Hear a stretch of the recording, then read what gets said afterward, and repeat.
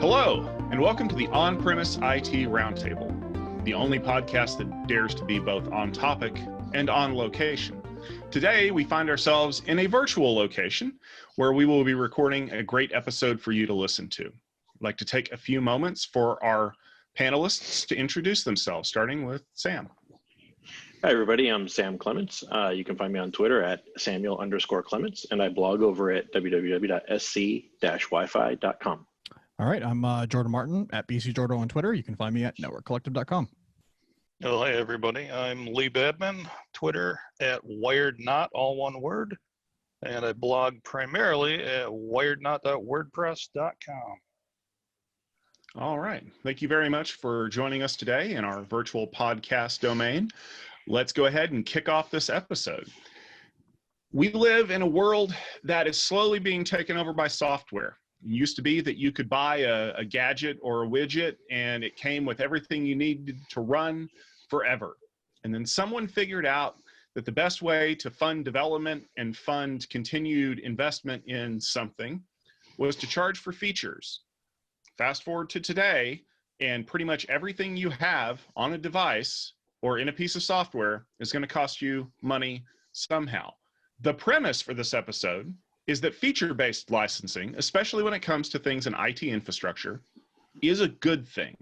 Now, Lee, you've written quite a bit on this licensing discussion recently, and I kind of want to toss this to you. What are your thoughts on feature-based licensing and why it is or isn't good for IT infrastructure? Well, Tom, it's an interesting topic, and I'll start off by saying it's really, and to me, not black and white. It's neither good nor bad. I understand that the industry needs to evolve. I understand that this is where everybody is going. All of that I have no problem with. Where it gets bad is when every blessed line of code in a product set is elevated to the level where it needs its own license, where it's given some kind of artificial value. All of these things are divvied up, bundled into these insane bundles of features that you may not need, but you have to buy because you're quote unquote saving money. The whole thing is just starting to feel so convoluted and complicated that, so let's put it this way. If you need 50 pages of a document to explain your licensing is not simple. If you keep saying it's simple, it's not simple just because you say it's simple. It's not customer intuitive. It's not customer friendly. It's just getting so gratuitously complicated and labeled as simple that the entire thing is flawed. And perception matters. And my perception is that certain manufacturers, certain vendors are packaging it in just a nasty, heinous way. And I'll just stop there. All right. I think this parallels. I don't. So there's feature licenses and subscription licenses, and I think that we've seen a shift for both of these things. And I think that what's interesting is that the drive doesn't seem to be, I guess it's probably not interesting, but the drive is not about the consumer. It's not about the person who purchases it. This is all about cash flow for the companies to meet stockholder obligations for Absolutely raised profits. And so to Lee's point, we're dealing with additional complexity in licensing. And I think I know the document that you're talking about that's 50 pages to license something. It's not an exaggeration. It's quite impressive, actually, that you can spend that much time talking about licensing. But at the end of the day, we're dealing with these complexities because of this shift to needing recurring revenue versus upfront and long-term investments. Now, I can't necessarily fault companies for this because this is the way the whole world is going. It's not just technology. We see this in the way we consume media, it's subscription services, the way we consume most things, when we consume software, good, bad, or ugly. It's just the way that the world is going. I think the real negative of this type of model where we constantly need to be renewing this revenue is that it seems to remove any thought of the long term. So we don't, in our product visions and the way we do things and the features that get elevated to roadmaps, to all of those things, it's all based off of short-term return on investment versus long-term return on investment. And so our innovations seem very they either seem iterative, or the ones that are big seem released way too early because we need that next hit. We need that next thing because it's just the model that's there now. And it ends up being something that I think really detracts from product quality and feature quality and a lot of other things to our detriment for the purposes of meeting a new financial model. Except there are really two major components at play here. One is the aggregation of features into a purchasable SKU, and the other is the fact that I don't want to necessarily pay for features I'm not using. We all remember the days of ASAs when they came out. You had 10 things on the platform you could license, and they were all done a la carte. That was just a dumb way of doing it. I don't think anybody wants to know, oh my gosh, if I need this feature, I got to go buy this thing right over here and have every single blasted feature that you want skewed out into oblivion. The number of combinations and permutations of licenses would just be worse than the 50-page document you're talking about. But on the other hand, I don't know that I want to be paying for a platform that supports features that I don't use. Right? If I as a consumer am buying this big, fantastic whiz-bang switch that I know I'm not going to need this tier of features for yet, I don't want to pay for it. So there's got to be a happy medium in there somewhere. And yes, I imagine that coarsely means that you're going to have chunks of licensing things, and obviously the 800-pound gorilla in the room is Cisco. They do a fantastic job of making things overly complicated, and nobody's ever faulted Cisco for being simple. Or for not being simple, or no, Cisco's not simple. We know that. And so when you look at that approach versus the a la carte approach, which is really the other alternative, I think that I prefer the way we're headed as opposed to where we came from. That's actually a really good point, and I want to make sure that we clarify that here. When we talk about licensing individual feature sets and functions in a device, these are things that are being developed, and a lot of times they're being developed by different teams. The VPN team, it's not the same people coding the packet filter, it's not the same people that are coding the call processor on a different platform. And so they have to have a justification to live. They have to have a reason for being there. Now, historically, that's been, well, your functionality is built into the base image of the system, so everybody's going to use it whether or not they actually care to use it or not from a consumption perspective. But now that we're breaking those things out and we're causing people to justify the reasons why they need to use things, it's becoming a much more granular discussion about what's going on. And so my question then becomes, kind of to Sam's point, would it be more advantageous for the consumer to use a license feature that is a la carte, knowing that if nobody buys the VPN license for a firewall, that team has no justification to still exist? Is that something people would want to do? I can't answer for Sam, but I can talk about one thing Sam said, the big long list of features that would you rather go a la carte? My premise is that list is too freaking long. You don't need to license everything just because it is a quote unquote feature. I'm saying the list is too long. I'm saying that everything isn't innovation, and that's becoming a buzzword. That's becoming an excuse. I've seen it with a wireless toolmaker recently. I've seen it with the elephant in the room. Everything is innovation. Get somebody up there in a blue blazer, have them spout off about how subscriptions and this complicated license somehow equals innovation, gets you access to innovation. Part of the problem is that the vendor shouldn't be defining innovation. Innovation, by definition, is just a new way of doing something. Whether it's useful innovation is up to the customer. But they come out with guns a-blazing. You have to buy all of this expensive crap if you want to be able to do anything. And, oh, by the way, we want to put a little spy box on your network to monitor that you're doing all this legitimately and giving us every last penny. And if you're not, then something's not right in the world. It just feels dirty. It's starting as a customer, and let me, I don't know Jordan's role, but I'm a customer. Speaking as a customer, it's getting to be more painful than going to buy a used car from the sleaziest car salesman. Even though our SEs are nice people, a lot of times they can't understand the licensing models. They can't explain it. It takes 2 or 3 visits and a team of people. So something is wrong. Something is broken. And with that's interesting. So, I mean, So I don't disagree at all about the fact that it's gotten worse and that it's even more difficult. So I work at a reseller, and in working at a reseller, even our people have a hard time piecing it together. Like people who it's their job, right, to know all the nuance of licensing it. Sometimes that's difficult depending on the product line. I think even more interesting is the fact that, like, when we talk about the delineation between these product sets. So we talked about the a la carte. I don't know very many people who are doing that, where like every single unique feature is its own thing. I think most people are kind of chunking them together. What I find really interesting is to find what those chunks are. And oftentimes what will happen is, like, you'll have the base level license, which included everything that existed before. And then we're going to have the subscription license, which is all the features that have, care and feeding required by a developing team. And we're going to develop lists, and we're going to develop things like this. And you're going to get all these, additional features on a regular basis. And that's how we delineate this licenses. You have the base license, which is perpetual. And then you have a subscription license on top of it, which give you these features. And there's different tiers of that subscription. If you look in the details of those subscription licenses, almost always there will be one or two features that a lot of people use that are not subscription based, that are part of that base platform, that are part of what we've always used before, that you lose if you don't maintain the subscription.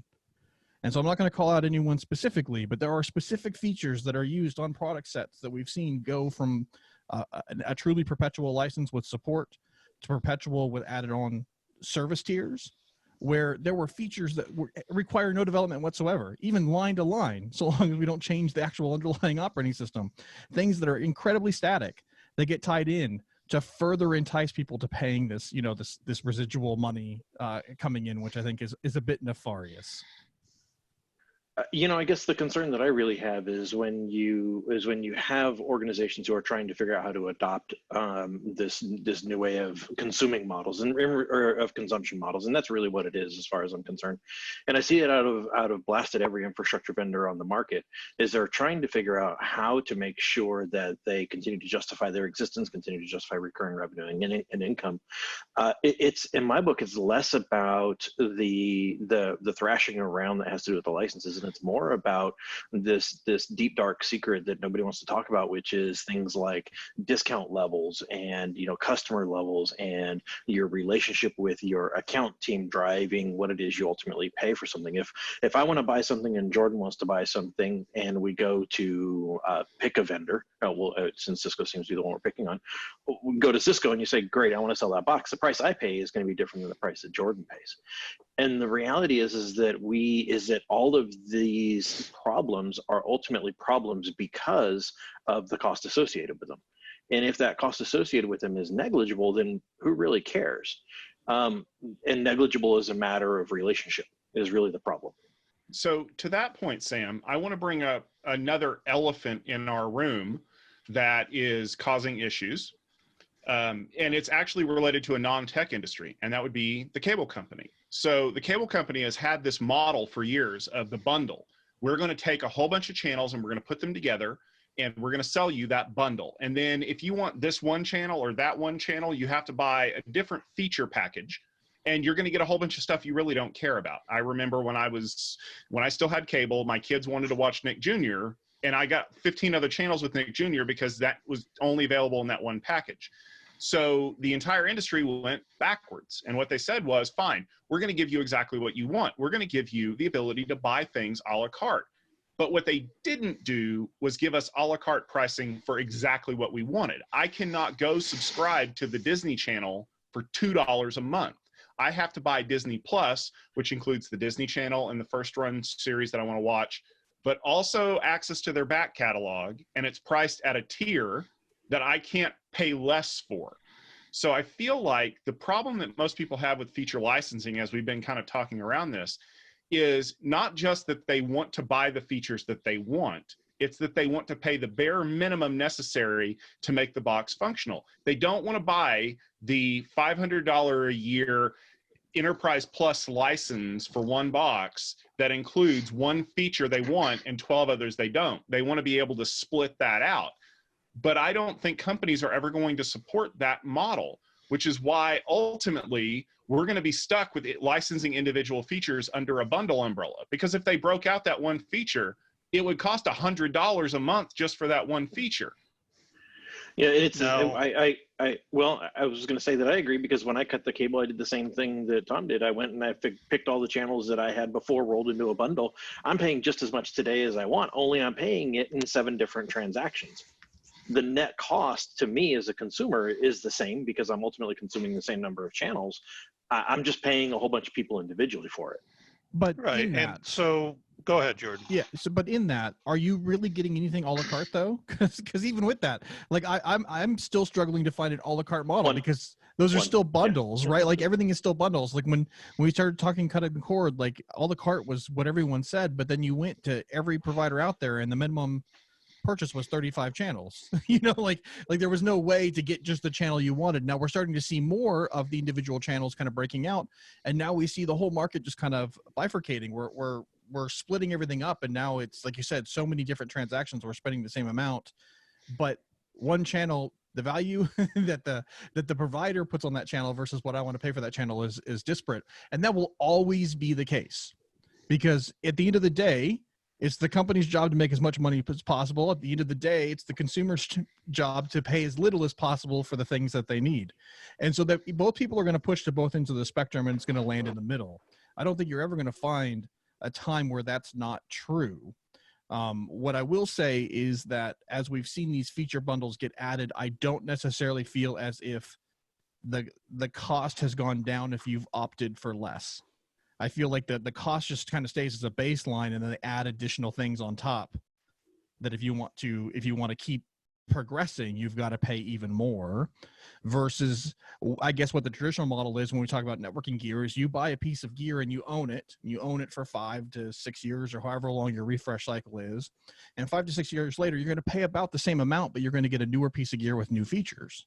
Where now it's you buy that piece of gear, next year you pay, or the 5-year cycle, you pay that same price, but you get a less feature capable device, and then you have to add on to get features that were introduced. So I don't know. Except I disagree.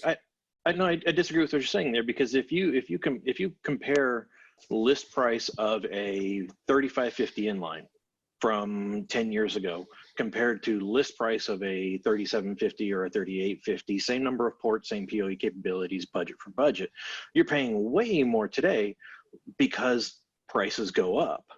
Right? That's just straight up inflation. There is no, oh my gosh, the box I bought 10 years ago, 5 years ago, 3 years ago, feature for feature is going to be the same dollar. That's a pipe dream if you think that's real. No. That's not what I was saying. I was factoring inflation in there. Oh, okay. I thought you meant dollar for dollar. No, not actual same dollar amount. Because the check I write is more today, right? It will always be more. Yeah, that's just a fact of life. What I'm saying is what I get for my money, inflation accounted for, is less the more we go along. And so I feel like the base feature set becomes less as we invest in these platforms, and then you have to invest in the additional higher end to get the same level of feature set that you had before, just progressed to the next level. I always felt like it was iterative. You bought the next set of gear, you got the next set of features. Whereas now, like, it just feels like you buy the next set of gear, you get the very baseline set of features unless you spend way more than what you did last time. Inflation accounted for. So let me back up to the cable TV analogy, right? I too cut the cord, and it was because I was paying more than I wanted for something that didn't feel that it was giving me value. It wasn't fair. What I was getting was not a fair trade for my money, right? And that's kind of what I'm saying. I'm not dead set against anything that's going on with the licensing. It's all in how it feels. And it absolutely doesn't feel fair right now. The way it's being presented, again, that 50-page document, if it takes a room full of people and that big of a document to explain it, it feels sleazy. It might be on the up and up. It absolutely feels horrible. The fact that I want to go out and buy a specific model AP and I'm not using a particular network management system, whatever the hell we're calling DNAC, I'm not using it. But I have to buy a license for it to be able to get this 1805 or 1810 AP, whatever the hell we were buying, with the mandatory add-on. And then when you complain, the response is, at the end of 3 years, you're not required to renew it. Why do I have to buy it to begin with? Again, the feeling of not only is it something that you can't use because you don't have the platform and something that you don't want, the answer is this bizarre, well, you won't have to renew it. Just buy it once, even though you're not using it. Well, we won't make you renew it. How is that good to anyone on any level, anywhere in any universe? Buy something that you don't want, buy something that you can't use. You have to, or you can't use the hardware that you want. That's not good. I'm sorry, it's just not. There's no defending it. You're conflating those two separate issues, and one of those issues is complexity. I think if you look at the latest controller configuration guide from that vendor, is almost 1,500 pages. 1,500 pages just to configure Wi-Fi. Innovation. Okay, that sounds utterly ridiculous. That's just configuration options. That's just configuration. Cisco has never been one to make something simple, period, end of story. And so you're going to a company, you're skewering an organization who has traditionally been complicated, and inevitably there's some reason for that complication. I'm faulting them for being complicated. Now, if they have bad messaging or bad positioning, or they called a license the same name as a product, even though the two don't have anything to do with each other, or they're confusing, yes, that's a burden on the consumer, no doubt about it. But don't conflate the two issues. Right? I'm absolutely not conflating it, Sam. When you go and you buy the AP, you have to buy a license, whether you are using the platform that license applies to or not. I'm not conflating anything. Yes, I know about the complexity, but to buy a piece of hardware and to be required to buy a license for something that you neither can use or do use, and you can't use it because you don't have it, yet you need to buy the license. That's not conflating. That's calling out fraud. No, I'm saying your example of it shouldn't take 50 pages to understand licensing.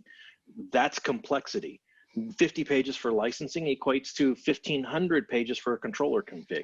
That's complexity. I have no problem with 1,500 pages of config. Fine, I'm good with complicated systems, but 50 pages of licensing is different. Configuration is what makes something work.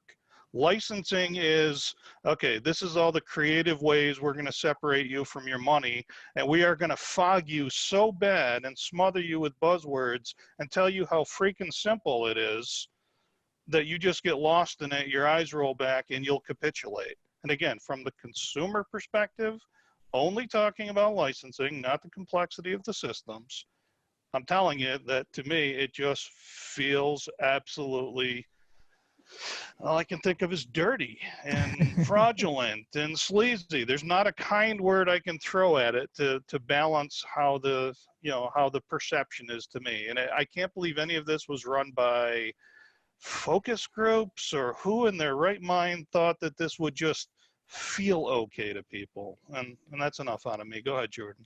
So I to speak to your point about a compelled license purchase, I mean, this is, I don't think you're alone here. I got my hand smacked a while back for saying something about this, so I'm going to be very careful as I talk about this. But the idea that a customer has to buy a license. So Cisco, and we just called them out, so I might as well just talk about them directly. Cisco did at least on the switching side, which is where I spend more time, they were very careful about making sure that even with that license, that the 3-year ROI, or not the 3-year ROI, but three-year total cost was roughly the same as what you would have bought a comparable product in the previous generation. So in their defense, they did that. And I think the reason why they do the compelling thing is because they want to say they have X number of customers and they want to say it quickly. That's not good for customers. That's good for stockholders. Back to my point earlier, like that whole point has nothing to do with you. And yes, it is, lots of people receive it the exact same way that you just stated. It feels dirty. I don't use those features. I don't want to have to pay for that. And in fact, Cisco has had to step back a little bit because there are certain arrangements with certain organizations that can't buy on 3-year terms, that buy on 1 year. And what they do is they reinstate some of that cost into the product rather than putting it on the license. At the end of the day, it is a zero-sum game. You're going to pay X. Whether it is a 3-year software subscription or no software subscription, the cost of the product is X. Now, what they hope is that you just continue on with a software subscription, because then the 5-year ROI is way better for Cisco, not for you as a consumer. If you choose to continue using those features, they get the benefit of having the of the customer count go up very, very quickly. They get the benefit of saying, hey, look at this new product. It's super, super cool. Everyone is adopting it. It looks fantastic. You are supposed to get the benefit of the fact that it doesn't really cost you any more than the previous generation. So you're really just supposed to ignore it and not pay any attention to it, which a lot of customers don't, because they're like, why am I paying for this? And then at 3 years, if you do cancel it, your 5-year ROI should be about the same. Is that true? I mean, we'll see.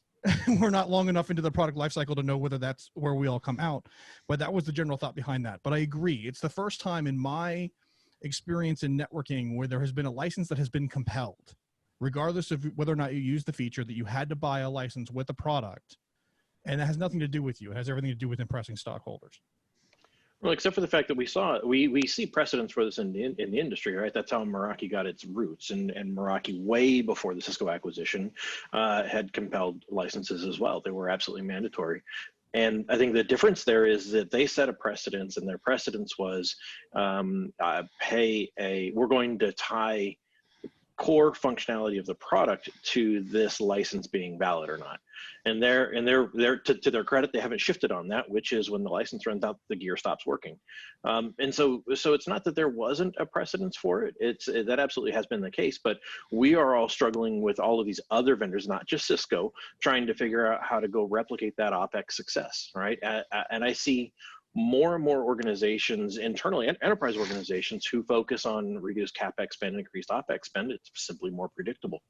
And I see that infrastructure vendors are trying to catch up to that. They're trying to figure out how they align well with customers' needs. I don't know of any organization who says, yeah, definitely give me a bigger CapEx spend and a reduced OpEx spend. All right, and again, I'm just going to go back to presentation. I am a Meraki customer as well. I don't recall needing more than maybe a paragraph to understand Meraki licensing. It is what it is. You haven't read it recently. It's, well, I beg to differ. It's not all that ugly. And I'm just saying, back to Jordan's point, you're going to pay the same. Fine. Don't sit there and tell me you have to buy something you can't use. The dollar amounts are almost irrelevant, because it's like, okay, if we're doing this weird, sleazy stuff, what else are we doing that makes no sense? So I have to split what I'm paying you into some fictitious subset so that you can feel better at the corporate level.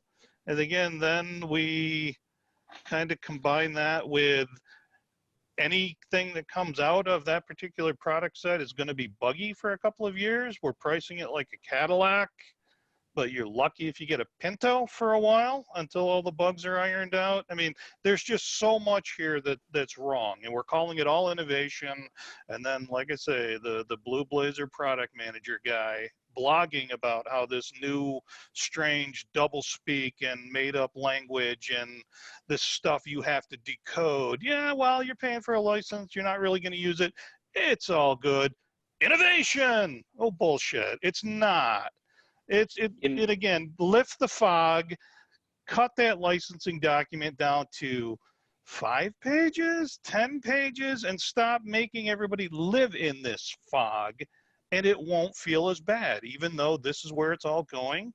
Fine, let it go there. It just doesn't have to go there in this nasty, underhanded way. You heard it here. Lee said it doesn't matter about the dollars. So let me pose this question to you guys, because I'm kind of curious. So I hear a lot of discussion about, I want the licensing to be less complex. I want it to be more fair to me so that I don't have to pay for things I don't want. I feel like those two things are diametrically opposed, because I can make a licensing document that's less than a page long, and the license is you pay for a license for everything that this thing can be featured to do. But I feel like there's a licensing model that I'm actually a huge fan of, that a program that I use called Agenda is doing, which is there is a freemium use license. You can use this app forever without any extra features. And then there's a subscription model, and I use the quotey fingers because what they say is you buy the app today for $35. And what you get is every feature we've developed since the beginning of the app, and every feature we're going to develop in the app for the next 12 months. And if the features that you like are ones that you feel are worth the value, then you pay for it and everything is great. And if you want to fund our development for the next 12 months to create new features or suggest features that are going to be useful to you, then great. But if we don't develop anything in the next 12 months that you feel is appropriate, then don't pay us, and then pay us again the next yearly fee when we develop something that works for you. Is that a fair model for a large enterprise to work off of? It's like, listen, we've said we really want you guys to develop, I don't know, site-to-site ECC VPN, but we don't have any money for that. If you want to pay us with a license fee to do that, to develop it, we will. Otherwise, we're going to have to pay for something you don't want in a license or something that's not baked. Is that a fair model? So it sounds great. It'll never happen. And the reason why it will never happen is back to my initial point, is that model works great for a non-publicly traded company. That model works great when you're buying a piece of software, and at the end of the day, they can rest on their laurels about whether or not the software is good enough to pay for or not. And if they have a bad cycle, they have a bad cycle and they weather it and they move on. A bad cycle in a publicly traded company can mean millions or billions of dollars lost as people lose confidence. And so there's just no way. The revenue has to stay up. And so I just don't think that that's even anywhere near applicable for like an enterprise infrastructure play, but I could be wrong.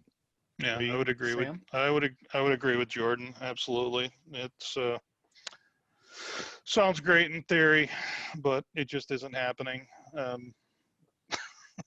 it's nice to think about. Well, and I think you again, I think that's something that we all agree on, which is, as a publicly traded company, as a person who has a 401k, I want my stocks to do well. Maybe that's me being selfish. Maybe it isn't.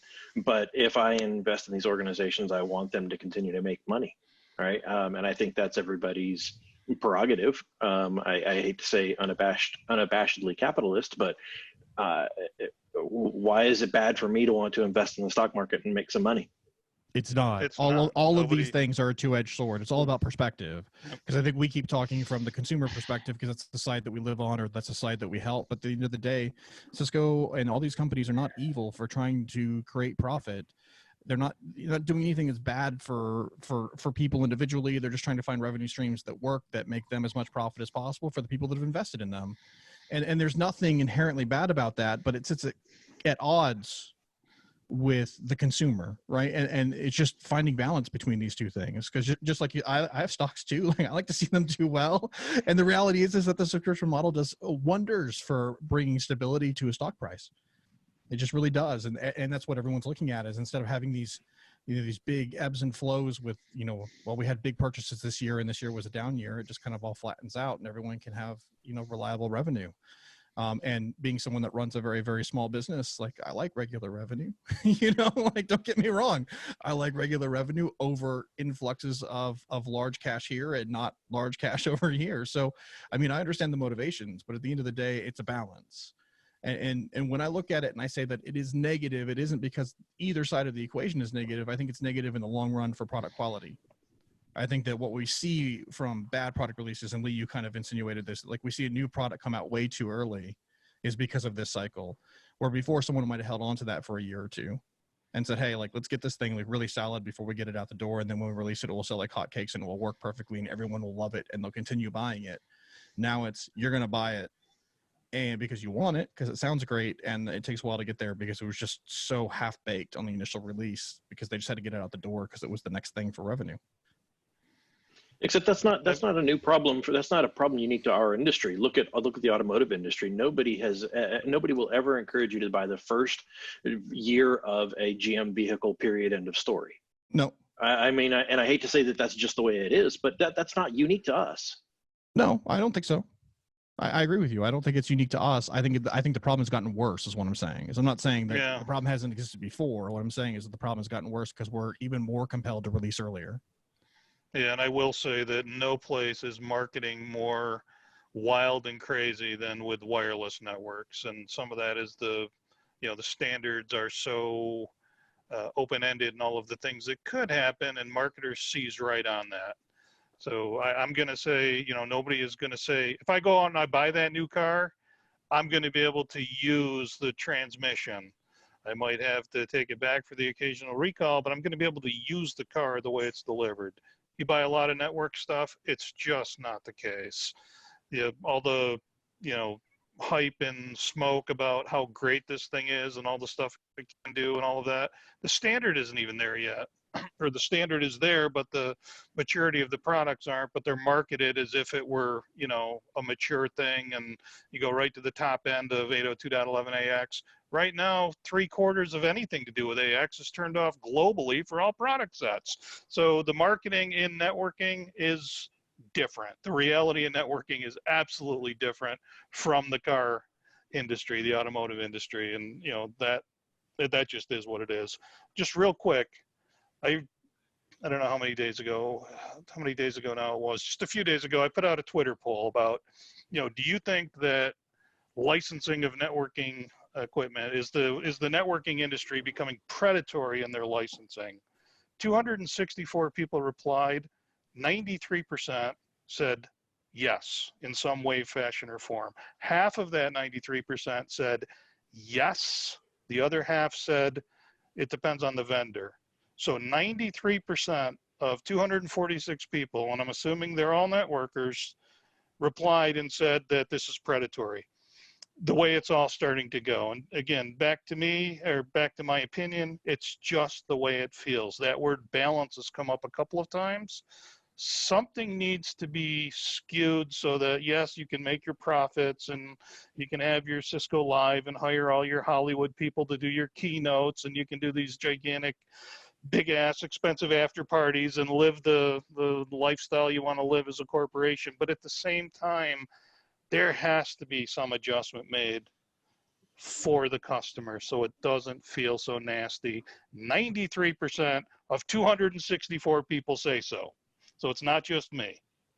All right, so this has been a very healthy discussion, and I think ultimately what it comes down to is a point that's been brought up by our panelists here, is that there is a strange dichotomy when it comes to funding enterprise feature sets with stockholder money. The people that buy your things want to recognize that they're getting value for what they're paying. The people who are funding those things want to recognize that they're getting paid for the money that they gave you. Feature licensing is a way that we can do that, but we disagree fundamentally on who's getting more value out of what they're investing into it. Is it the users who should be getting the most value? Well, they can vote with their wallet and say, if you give me bad license terms or things I'll never use, I'll just stop buying your product. Or is it the investors who say, if you don't find a way to give me the money back that I invested in your product, I'm going to walk away and you don't have a company to sell things? I don't think that there's an easy answer to this. Just like the cable company found out that there's not an easy solution for the bundle versus the a la carte. But what the cable company and a lot of other industries who are doing this disaggregation are finding out is that if you don't make a decision one way or the other very quickly, everybody is going to walk away and leave you holding a bag and a 50-page document explaining exactly how you screwed up. I'd like to take a few moments to thank everybody who's been on the panel today. Lee, Sam, Jordan. It was a rousing discussion. I'm sure we're going to get lots of comments on the video and lots of comments on our website at gestaltit.com. So I look forward to hearing what the rest of the industry has to say. If you'd like to check out more episodes of this podcast and some of the other great technical content that we have going on, please make sure you head over to gestaltit.com and check us out. If you go to gestaltit.com/podcast, you can always find the latest episode along with some of the other great technology topics that we've been discussing. We like to thank our guests today for staying on premise. Even if we're not on premises, we always love to have great discussions like this. So for myself, Tom Hollingsworth, for the great panelists that we had, and for all the people who are part of the Gestalt IT community, we wish you a fond adieu and stay tuned for more great technical topics.